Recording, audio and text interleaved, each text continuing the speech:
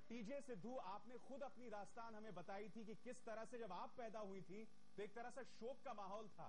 यहां आपको लगता है कि कहीं ना कहीं हमारा समाज, हमारा पूरा सिस्टम इस तरह की चीजों को मान्यता देता है टीजे?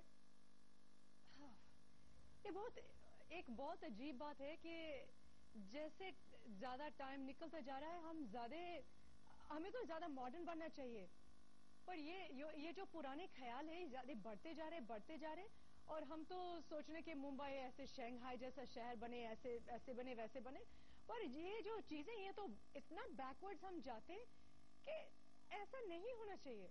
और सबसे पहले तो जितने सारे एजुकेटेड लोग हैं उनको एजुकेट करना चाहिए। जैसे कि आमिर खान के शो में दिखाया गया था कि वो एक जज था जिसने कहा कि ये प्रॉब्लम क्या है, बेटा किसको नहीं चाहिए। और जब अरेस्ट की थी गुनहगारों को तो उन्होंने पुलिस वालों को बोला कि क्या जल्दबाजी क्या थी इनको अरेस्ट करने की। जी बिल्कुल। तो अगर हमारे जजेस ऐसे बोलते हैं तो ऐसे वो अनपढ़ लोग नहीं है जो गलत सोचते हैं, एजुकेटेड लोग सबसे उनकी बिल्कुल इस हकीकत को हमें समझना होगा कि इसका ताल्लुक आपके गरीब होने से नहीं है, क्योंकि हमारे तथाकथित प्रगतिशील परिवारों में जो कि सोच और धन के नजरिए से काफी तरक्की कर चुके हैं। मैं आपसे यहाँ पे ममता जी पूछना चाहता हूं कि कहीं ना कहीं कितना खोखला है हमारा समाज। तरक्की की बात होती है मगर मान्यताओं के स्तर पर हम कहां पर हैं, जमीन के नीचे हैं, घुसते जा रहे हैं वहां पर। इससे यह साबित होता है ममता जी। मुझे कहने में कोई डर नहीं है कि कई जगह हमारे डबल स्टैंडर्ड्स जो नहीं होने चाहिए, और समाज जब तक सजग नहीं होगा इन बातों के लिए। अभी जो बात सामने आई कि जज ने ये कहा, मैं समझती हूँ जुडिशरी को भी इसके लिए बहुत ज्यादा सतर्क होना पड़ेगा। और ये तो नॉन बेलेबल ऑफेंस होना चाहिए कि जो एक बार चला गया उसको इतनी कड़ी सजा मिले बरसों तक, ताकि वो दोबारा ये जघन्य अपराध करने के हौसले ना जुटा सके। लेकिन हमारे समाज में एक बात और कहूंगी कि हमारे समाज को भी इसके लिए एकजुट होना पड़ेगा, अपनी मानसिकता बदलनी पड़ेगी। बड़ी आसानी से कह दिया जाता है कि पुरुष नहीं चाहता, महिला को भी चाहिए कि महिला ही एक बच्ची को जन्म दे रही है, आखिर उसको ये सोचना चाहिए कि मेरी बच्ची इस धरती पे आए, देखे कि ये संसार क्या है। और उसके अलावा जो हम आजकल जिस परिप्रेक्ष्य में देख रहे हैं कि अभी जैसा कि इन्होंने कहा, बिल्कुल ठीक कहा है कि वेल एजुकेटेड जो लोग हैं उनको बेटे की ज्यादा जरूरत है, और उनके मुंह से ये निकलना कि वंश कैसे चलेगा, तो ये बात तो मुझे बिल्कुल समझ नहीं आती। क्योंकि अब तो जमाना वो आ गया कि महिला अपने पति का दाह संस्कार करती है अगर उसको कोई बच्चा नहीं होता। अभी राजस्थान की बात बहुत जोर शोर से चल रही है। पिछले दिनों राजस्थान में 2 लड़कियों ने अपने पिता का दाह संस्कार किया क्योंकि बेटा नहीं था। तो हमें सिर्फ एक राजस्थान को फोकस नहीं करके पूरे हिंदुस्तान को फोकस करना चाहिए इस मामले में। और मैं तो कहूंगी कि सभी चीफ मिनिस्टर, सभी सरकारें इस पे कड़े कदम उठाए, बहुत ज्यादा जरूरी है। डॉक्टर बोलिए ना। इम्पॉर्टेंट बात यह है, ये नेचर का एक बैलेंस होता है। हम लोग बैलेंस के साथ जब खेलेंगे तो जब हमारे बच्चे बेटे का शादी के वक्त आएंगे तो बेटियां बहू कहाँ से मिलेंगे, ये एक रियलिटी है। नफीसा जी, यहाँ मैं एक बात और कहना चाहूंगी, पिछले दिनों जो डेटाज आए हैं वो बड़े भयानक और डराने वाले डेटा हैं। ममता जी, डॉक्टर मीतू खुराना कुछ कहना चाहती हैं, बोलिए डॉक्टर खुराना। सर, अभी लास्ट मंथ मैंने एक न्यूज आर्टिकल पढ़ा था कि एक डॉक्टर 2004 में पकड़ा गया था सेक्स डिस्क्रिमिनेशन करते हुए, और उसको उसी वक्त बेल मिल गई। और अब वो 2011 में पकड़ा गया फिर से। वो एक इंटरस्टेट रैकेट चला रहा था सेक्स डिस्क्रिमिनेशन करने की। तो नॉन बेलेबल होते हुए भी बेल इतनी आसानी से मिलती है। 1 मिनट। इसमें इस कानून के तहत ये बहुत साफ है कि कोई भी व्यक्ति, कोई भी आदमी, कोई भी कंपनी, कोई भी डॉक्टर अगर किसी प्रकार का अपराध इस एक्ट के तहत करता है वो गैर जमानती होगा, नॉन कंपाउंडेबल होगा, और उसमें एक संगीन कॉग्निजेबल ऑफेंस होगा। और ये बहुत आईपीसी और हर हमारे देश की सरकार ने बनाया हुआ है कि कोई भी अगर गंभीर अपराध होता है और उसकी सूचना पुलिस को तुरंत मिलती है तो उसमें सबसे पहले केस रजिस्टर होना चाहिए। जब इसको एक कॉग्निजेबल ऑफेंस बनाया गया है इस एक्ट के तहत, तो हमारे देश की सरकार क्या कर रही है, जैसे ही कोई सरकार को इंफॉर्मेशन मिलती है उस पर तुरंत कोई कार्रवाई क्यों नहीं होती है। इसका इम्प्लीमेंटेशन बहुत जरूरी है। और मेरा ये भी है कि ये एक ऐसा एक्ट है कि जो अब गरीबों में कम और अमीरों में ज्यादा ऑफेंसिव हो रहे हैं, ऑफेंस अमीरों में ज्यादा हो रहे हैं। जिनके पास पैसा आगे है वो लोग ये ज्यादा ऑफेंस कमिट कर रहे हैं।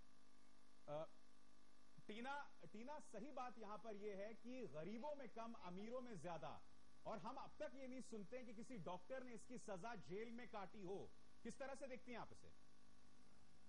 देखिए अभिसार, यही बात है कि डॉक्टर के पास जो लोग पहुंचते हैं वो दरअसल चोरों की तरह जाते हैं। वो खुद भयभीत होते हैं अंदर से, इसलिए वो डरे डरे बात करते हैं। इसलिए चोर जिन लोगों के पास जाते हैं, जिन डॉक्टर्स के पास जाते हैं, इंटर स्टेट गिरोह की बात जिस तरह से मीतू ने की है, ये एक बहुत बड़ी हकीकत है। स्टिंग ऑपरेशन के दौरान भी हमने पाया, और इसीलिए राजस्थान से बाहर निकल के मध्य प्रदेश, उत्तर प्रदेश और गुजरात जो बॉर्डर एरिया थे, उसमें हमने देखा कि किस तरह से सोनोलॉजिस्ट, डॉक्टर, नर्सिंग स्टाफ और आपस में मिलकर सम्मिलित रूप से एक गिरोह के रूप में काम कर रहे हैं। क्राइम जो है वो सम्मिलित रूप से इस अपराध को अंजाम दे रहे हैं। और सबसे बड़ी बात ये कि डॉक्टर बहुत सुरक्षित हैं। उन्हें पता है कि उनके पास जो लोग आ रहे हैं वो चोरों की तरह व्यवहार कर रहे हैं। अभी सर एक बात मैं कहना चाहता हूँ, 18 साल हो गए इस कानून को आए हुए, अब तक एक डॉक्टर को सजा हुई है हरियाणा में पलवल में। तमाम तथ्य सामने है, हमने सब एविडेंस दे दिए, उनकी लिखित प्रिस्क्रिप्शन है जिसके आधार पर साबित किया जा सकता है हैंड राइटिंग के जरिए। चलिए आपकी इसी बात पर हम हम राजकुमार शर्मा से प्रतिक्रिया लेना चाहेंगे। शर्मा जी, 18 साल का इतिहास इस कानून का और सिर्फ एक डॉक्टर जेल में, ये बताता है हकीकत। हम लोगों ने उनको डॉक्टर्स को पकड़ के फिर कोर्ट के हवाले हो जाता है। वहां पे कोर्ट के अंदर क्या होता है देखो, उसका तो हम कह नहीं सकते, लेकिन राजस्थान सरकार इस बात के लिए दृढ़ संकल्प ले रखा है कि बेटी हर हाल में बचाएंगे। जो लोग भी दोषी होंगे, चाहे उसके अभिभावक होंगे या चिकित्सक होंगे, निश्चित रूप से उनको दंडित करेंगे। कानून के अभी जो नफीसा अली जी कह रही थी कि महिलाओं की एक टास्क फोर्स बनानी चाहिए, इस बजट में माननीय मुख्यमंत्री अशोक गहलोत जी ने 100 महिलाओं की एक टास्क फोर्स गठित कर दी है, जो सिर्फ इसी अपराध के लिए वो काम करेगी, गांव-गांव, ढाणी-ढाणी में जाएगी।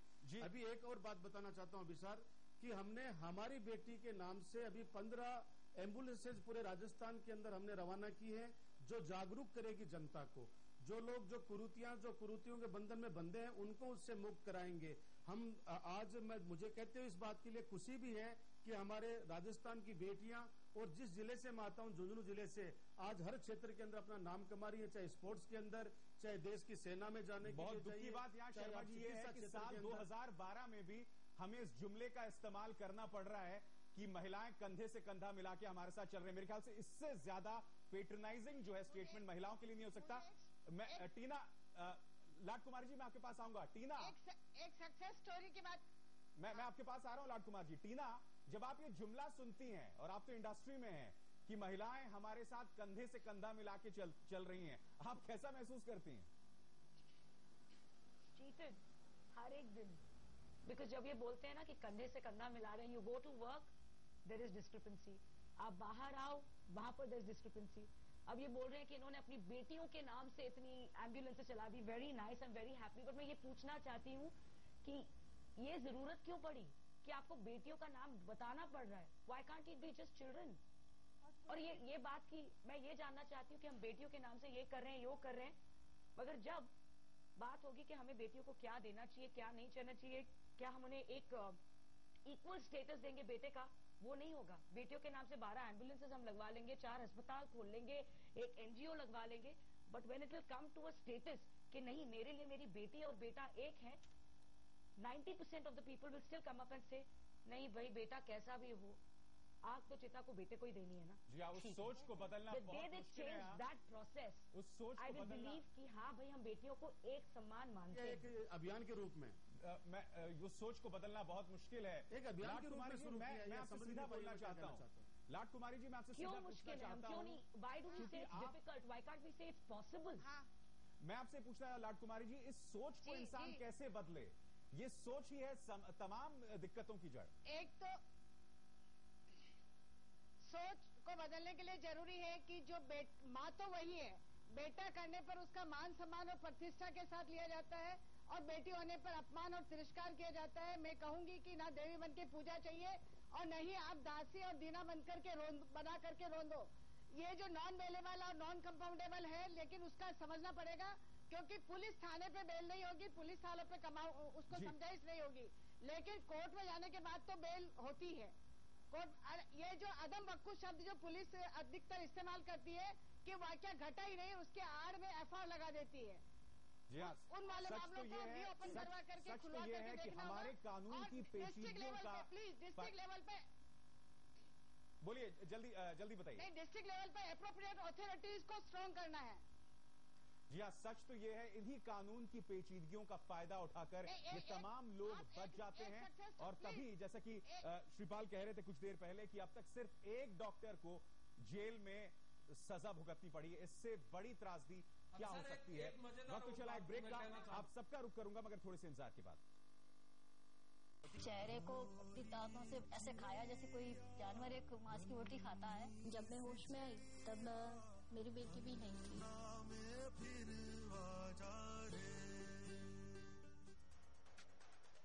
ऐसे खाया जैसे कोई जानवर एक मांस की रोटी खाता है। जब मैं होश में आई तब मेरी बेटी भी नहीं थी।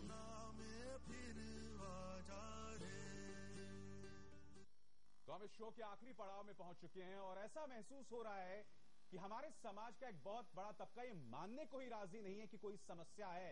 स्टेट ऑफ डिनायल दिखाई देता है। ममता जी, देखिए, ऐसी बात नहीं है। मैं ये बात मान रही हूँ कि बहुत बड़ा तबका ऐसा है, लेकिन उससे भी बड़ा तबका वो है कि जो ये मानने को तैयार है कि हाँ ऐसा हो रहा है और इसको खत्म करना चाहिए। मैं समझती हूँ कि अगर एक जिसे कहना चाहिए कि यूनाइट होके इसके लिए कुछ किया जाए तो हम जरूर किसी नतीजे पे पहुंचेंगे और जेन्युइनली किया जाए। डॉक्टर खुराना, मैं आपसे जानना चाहता हूं, आपकी सास ने जो काम किया था वो हम सब जानते हैं। क्या आपके परिवार में कभी भी ऐसा महसूस नहीं किया, आपके ससुराल में, कि वो एक अपराध कर रहे हैं? कभी उन्होंने इस तरह का महसूस उनके अंदर कभी नहीं हुआ? आपको क्या लगा? आप उनके साथ थी। देखिए, मेरे को ऐसा कभी नहीं लगा कि उनको ये महसूस हो रहा है कि वो गलत काम कर रहे हैं। और आपने जब मेरे को मौका दिया तो मैं आपको एक और बात बताना चाहूंगी कि मैंने रिसेंटली एक आरटीआई डाला था दिल्ली गवर्नमेंट को कि मेरे को स्टेटस चाहिए केसेस का, जो दिल्ली के कोर्ट केसेस चल रहे हैं। और मेरे को जो जवाब मिला था उसमें कई केसेस में गवर्नमेंट ने जवाब दिया था कि हमें स्टेटस पता ही नहीं है कि कोर्ट में क्या स्टेटस चल रहा है। ये जो कंप्लेंट है ये स्टेट फाइल करती है पीएनडीटी में, एप्रोप्रिएट अथॉरिटी करती है, पर वो फॉलो अप ही नहीं करते हैं। और एक बारी केस फाइल हो जाता है वो 15-15, 20-20 साल चलता रहता है, बेल मिल जाती है, डॉक्टर अपना काम करते रहते हैं, हर इंसान अपना काम करता रहता है। लाड कुमारी जी, मैं आपसे जानना चाहता हूँ, वो है ही नहीं, खत्म ही हो चुकी है। बिल्कुल लाड कुमारी जी, मैं आपसे जानना चाहता हूँ, समाज की हमने बात की, सिस्टम की उदासीनता यहाँ दिखाई देती जिसका जिक्र डॉक्टर खुराना यहाँ कर रही हैं।